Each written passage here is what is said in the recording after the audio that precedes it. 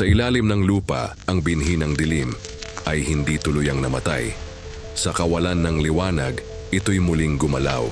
Ang mga ugat ng kasamaan ay nagsimulang kumalat.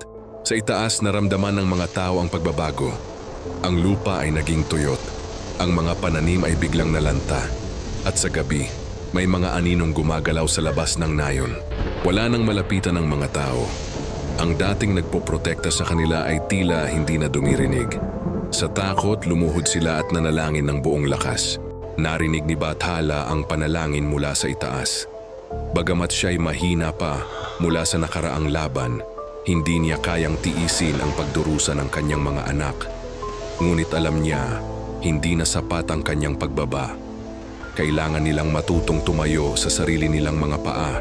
Mula sa kalangitan, bumaba ang isang bagong regalo. Hindi ito kidlat, hindi ito liwanag. Ito ay isang buto na naglalaman ng lahat ng kailangan upang mabuhay.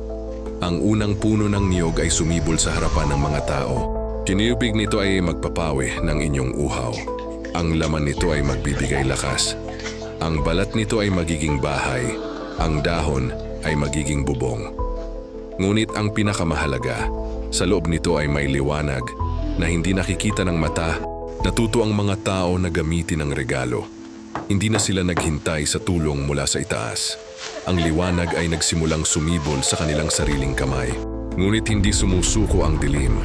Naramdaman nito ang liwanag na lumalago at sinubukang lipulin ito. Ang lupa ay muling yumanig. Ang mga ugat ng kasamaan ay sumugod sa bagong puno. Sa pagkakataong ito, hindi na nag-iisa ang mga tao. Hawak ang liwanag na kanilang natutuhan. Sama-sama nilang hinarap ang dilim. Umalis si Bathala upang manatili sa langit, hindi bilang isang alaala, kundi bilang isang buhay na nagbabantay. Ang kanyang katawan ay naging bahagi ng kalangitan. Ang kanyang mga mata ay naging araw at buwan. Ang kanyang hininga ay naging hangin.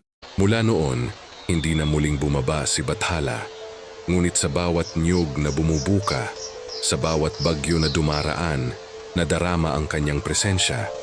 Sa ilalim ng lupa, ang binhi ng dilim ay tuluyang nakatulog, hinawakan ng mga ugat ng niyog, inilibing ng liwanag mula sa puso ng tao. Hanggang sa kasalukuyan ang kwento ni Bathala ay buhay. Hindi siya nawala. Siya ay nasa hangin, sa tubig, sa bawat niyog na bumubuka para sa bagong buhay. Ang alamat ay hindi natatapos. Ito ay umiikot, tulad ng araw, tulad ng buwan. Tulad ng liwanag na hindi kailanman namamatay.